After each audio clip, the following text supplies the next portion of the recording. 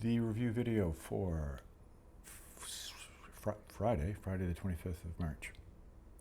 So what we'll do is try to bring all these together, including crossover, and the second half of this will be a focus on crossover, because that's the way that the class went.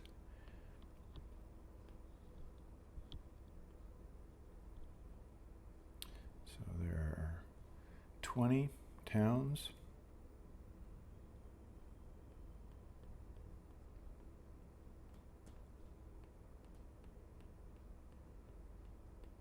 I think that's I think that's correct. So let's go etc.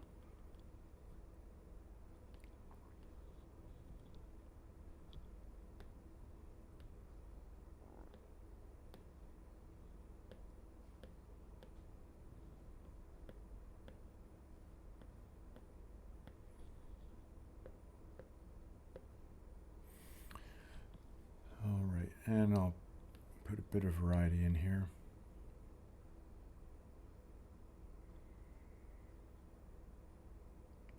I guess we already have C. What's that going to be, a T?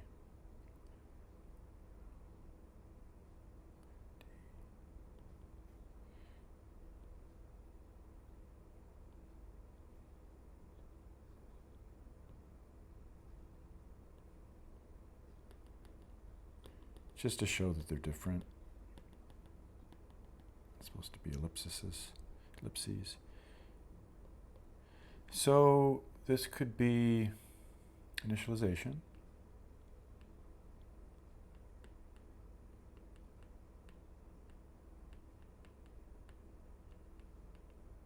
Of 100. Keep on going with. So this is initialization of 100 valid tours. While true, we're evaluating, and since I am using, well, we need to evaluate. We'll talk about the selection method I'm going to choose later, but so yeah, we have to evaluate. We always have to evaluate. So what are the lengths of the tours? And let's say in between initially, say 1500.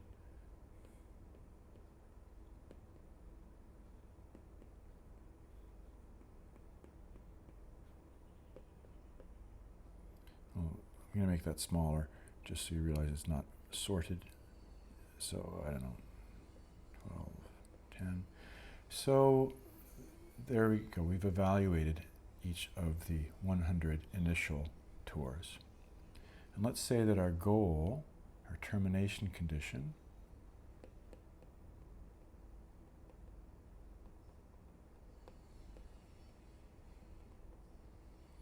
is below 800, and this would be kilometers. So we look through our 100 and we see if we've reached our termination condition, and let's just assume that down in here there's nothing less than 800. So we've not reached our termination condition, so we do not break, we do not end, rather we select. And since the focus is going to be on crossover, I'm not going to talk about all the different selection techniques. We've got 4 and suggestions of others as well, but we've got the roulette, we've got the, forgot the name of it. You probably are remembering it right now. Stochastic, stochastic universal selection, and then tournament and truncation. We'll just do tournament because tournaments, no, that's not the easiest. Truncation, because truncation is definitely the easiest to show. To keep the focus of this video on selection and not selection, crossover. So we'll take this, and since we're doing truncation, we will have to sort. So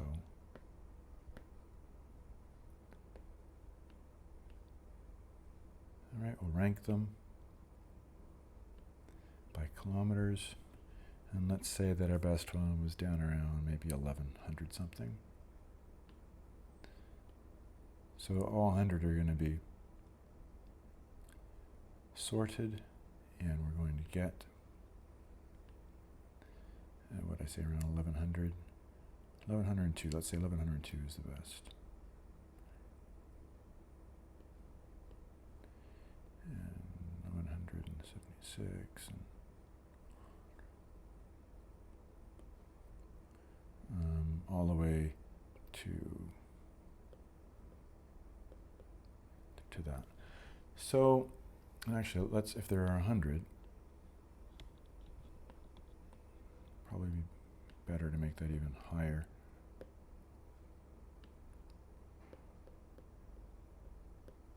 Right. So this is now going to be selection using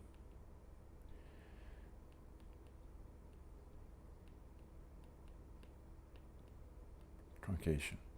So we'll take the top 50.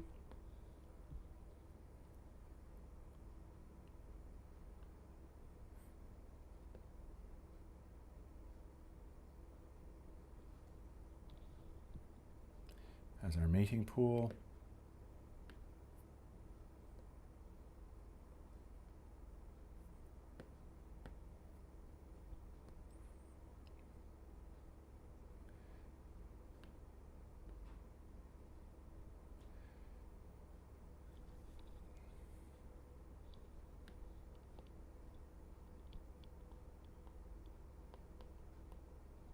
So this is selection. Do you know that symbol for width or via, we'll say.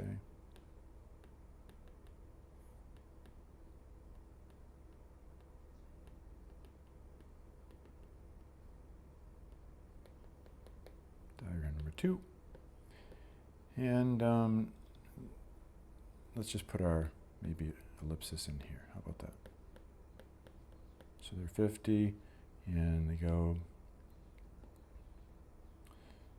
within 2000, let's say. So this is the ellipsis in here. So why don't I just drag this down a little bit?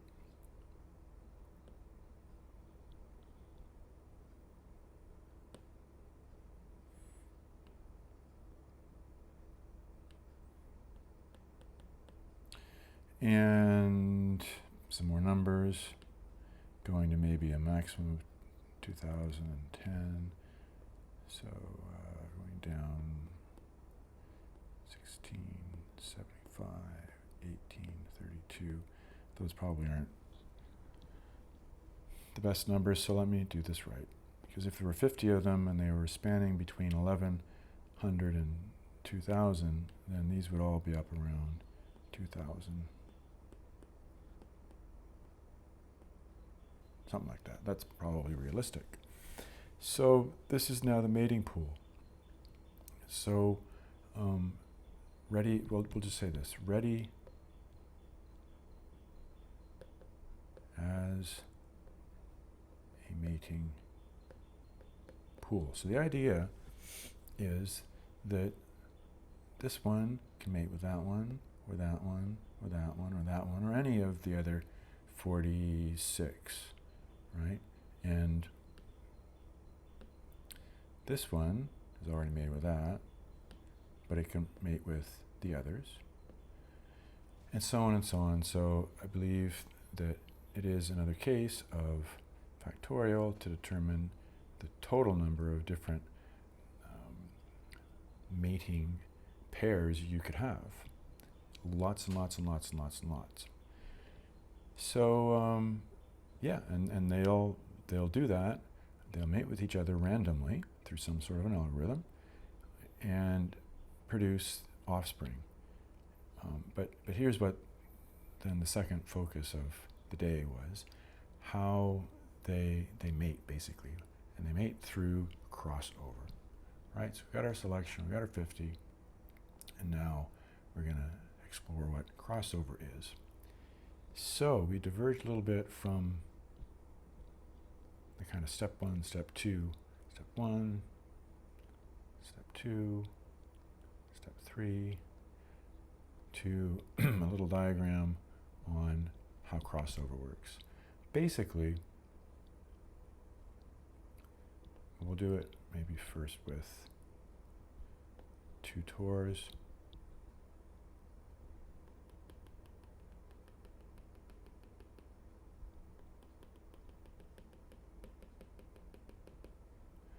And basically you're taking maybe 1/2 of one and the second half of the other. And so whatever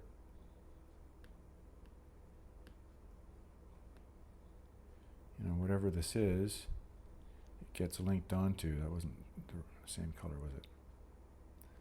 It doesn't matter so much. Okay, so that's going to be one of the new chromosomes, right? We're going to have those letters and those letters. They're going to go here and here. We're going to have a new chromosome. And the other 2 halves are going to cross as well. So this is actually, having done it this way, I'm seeing easier, or just as easy to show you with a line. So yeah, let's just move that out of the way. And just, for now, just do this with lines. So blue is the first chromosome. Black is the second chromosome. And we're going to cross them over. We're going to have the blue cross over the black.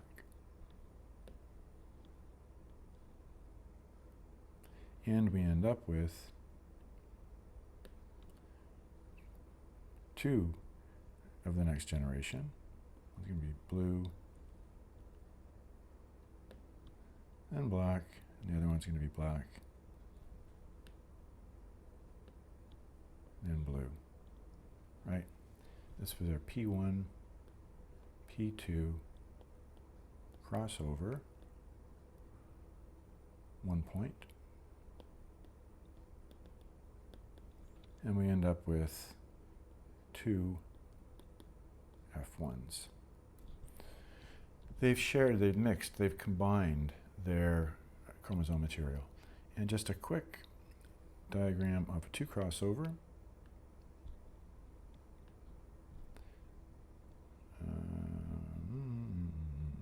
Let me do this.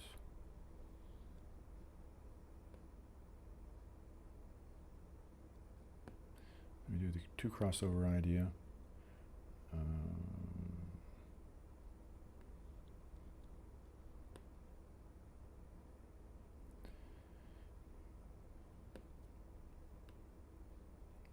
So 2 crossover is going to be, starts blue, goes down, goes back.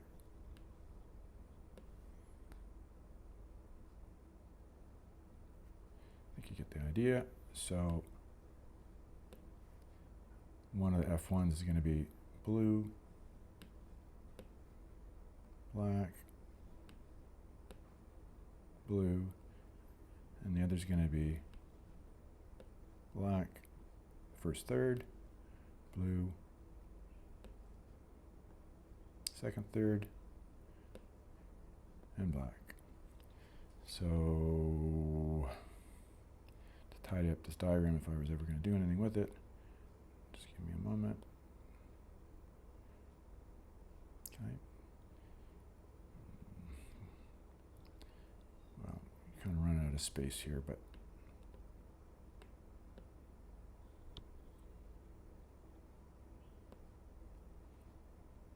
this is to cross over. So let me get the same color.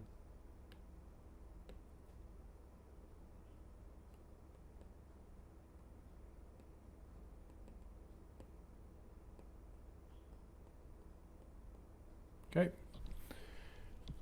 Mixing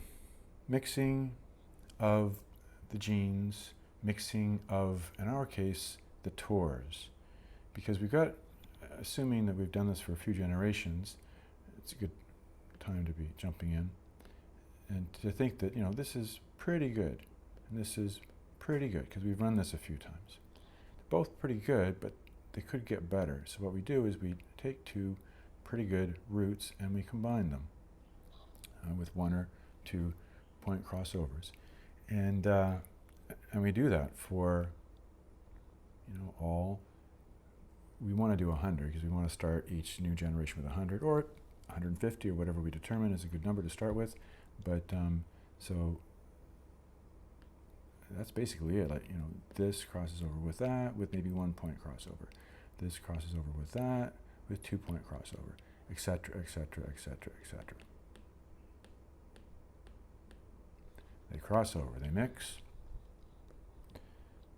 they exchange and share their ideas of good roots. And how do I end this diagram? We just end up with another 100. Might as well go back to the beginning. And this isn't initialization anymore, we're in the middle here someplace.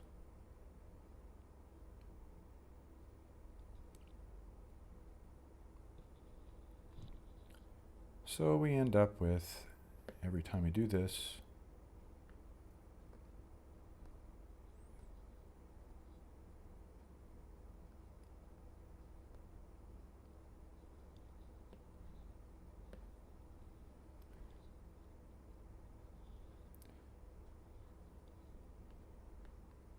better and better and better and better and better and better scores.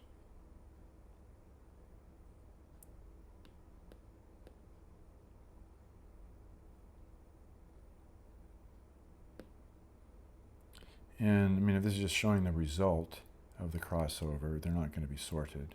But each time, if we were using truncation, we would sort them. But for now, I'll just not do that. I'll just stick with putting in 800 was our goal. So let's say that we're getting values in around 50. Oh, we can't do 7 yet. 922. 901, 850. Did I say 800? So yeah, I guess we can go 825, 950. So let's just assume that this generation, that there happened to be within these 100 after the mating, there just happened to be, and let's just make one of these that we got up here. So let's go ahead and say that this one actually ended up being 792. Well, if you remember that our termination condition was if and when we can get below a root, which is 800 kilometers, and this one is. So whether it takes 5 or 10 or 500 generations, sooner or later, we assume that we've picked an appropriate goal, that using the selection technique of truncation by just taking the best 50% of each generation, crossing them over, having lots of crossover so that each new generation we have 100 new combinations of these tours, that sooner or later, and probably throwing in a mutation or two. Where could we have done that? Let's just say at the end of every one of these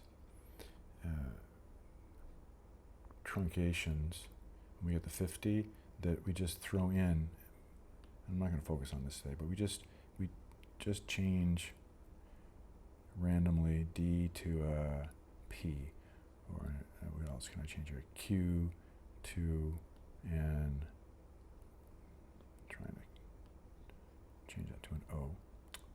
Anyway, change it to an O, etc. So we just go in and we, not very frequently, but every once in a while, throughout our 50, after the truncation, we go in and we apply a little bit of mutation just to throw a little bit of spice into the mix, and more on that in the last couple of classes. But there you go.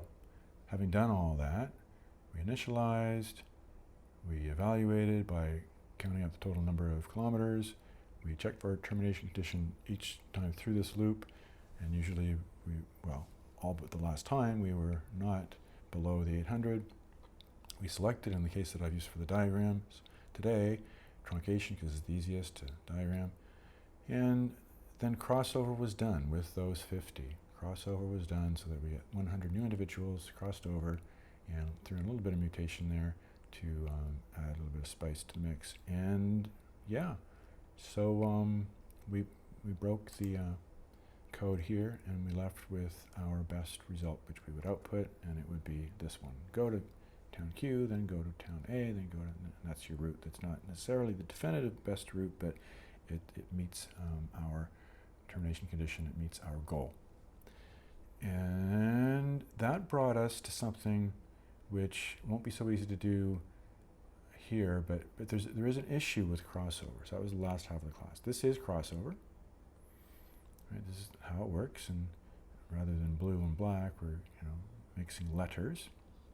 But the problem is, and I'll go over and finish this video just by using the actual case study itself, that with crossover, whether it's 1 point or 2 point, got an issue.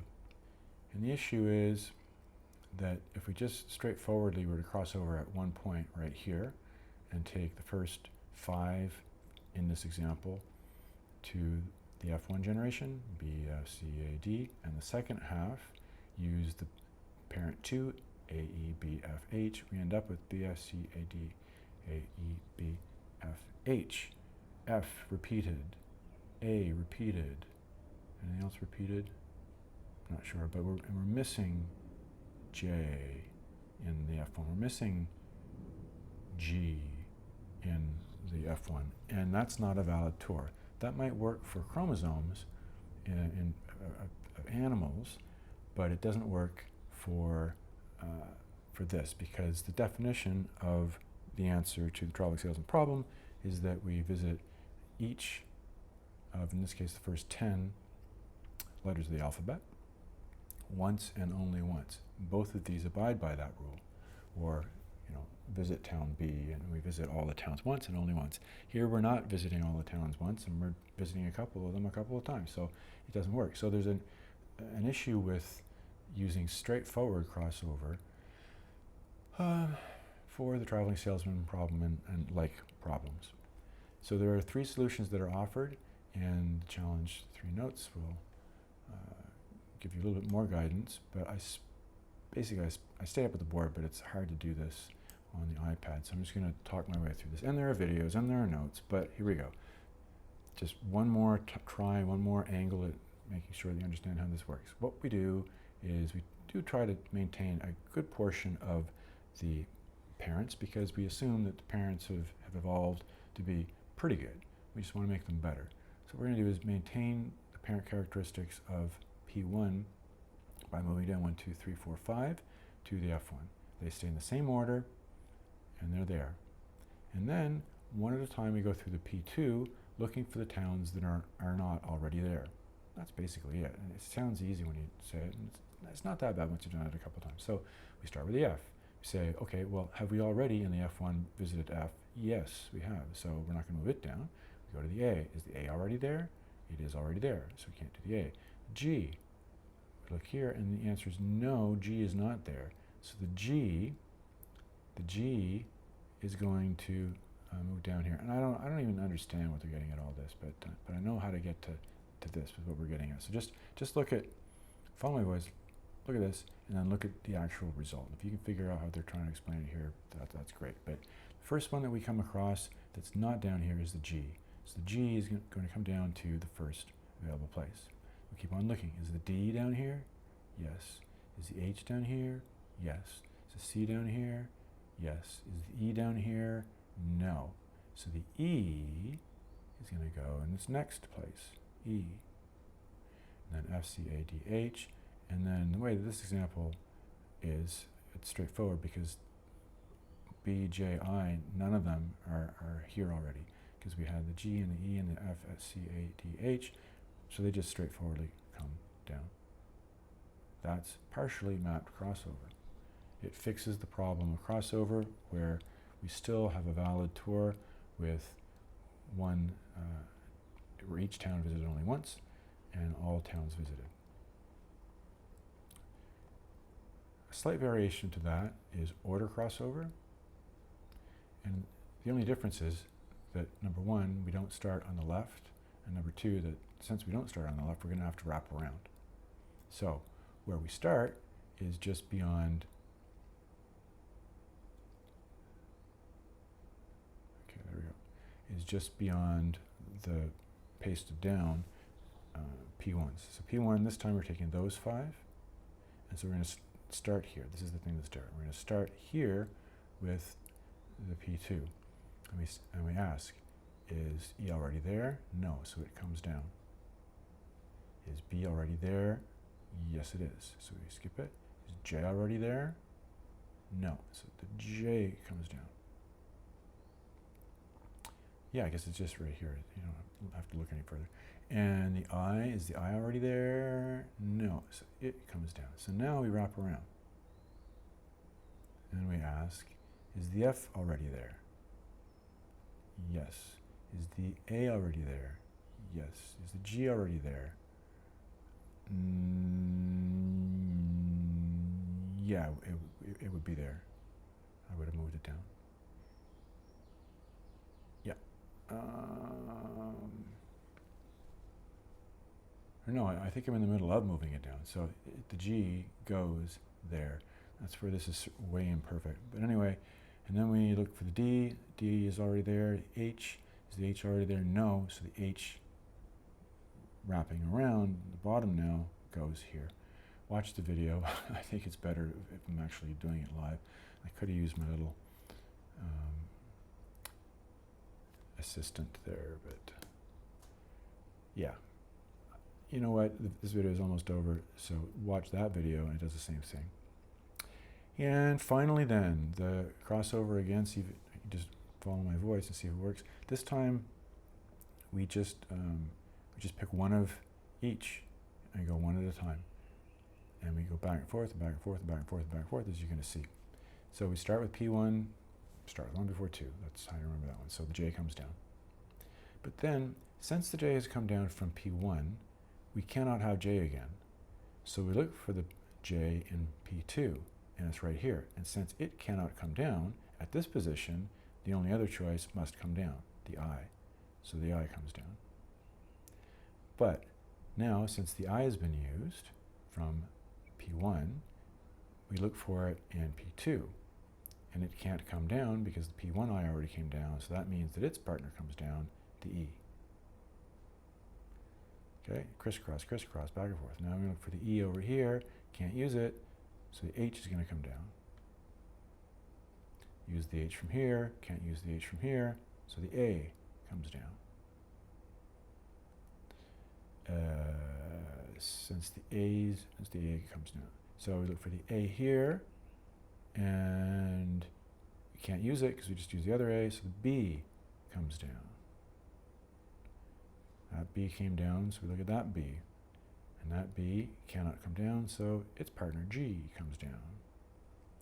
We just use that G, so this G, we look, and F. The F comes down. And now we go to the other F, and at that point, we have to pause because, or no, I guess we can bring down the J, so right, the J comes down, J comes down.